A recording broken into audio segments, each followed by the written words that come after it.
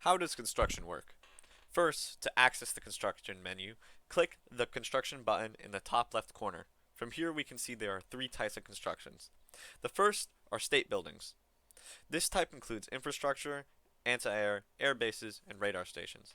Radar stations and air bases spawn on a random tile within the state. These are things you can build within a state that are not limited by whatever else is in that state. They do not use building slots. The second type of buildings, shared buildings, do take up a building slot in a state. This type includes military factories, civilian factories, naval dockyards, synthetic refineries, fuel silos, rocket sites, and nuclear reactors.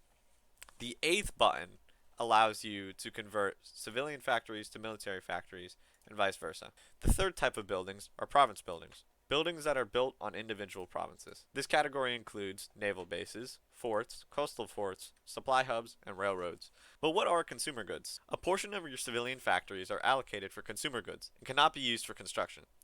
The amount is dictated by a base expectation determined by your economic law and then reduced by a consumer goods factor. Consumer goods can be lowered by changing your economic law, as well as certain focuses within your focus tree. What are building slots? Building slots are the amount of shared buildings you can have in a state. Each state has a base amount of slots, but you can unlock more through the concentrated and dispersed lines of the industry tree, industrial focuses, and certain decisions unlocked once a state has reached the maximum amount of factories, like the region-wide industrial integration and industrial land appropriation decisions. What does it take to build something? Civilian factories are used to construct new buildings.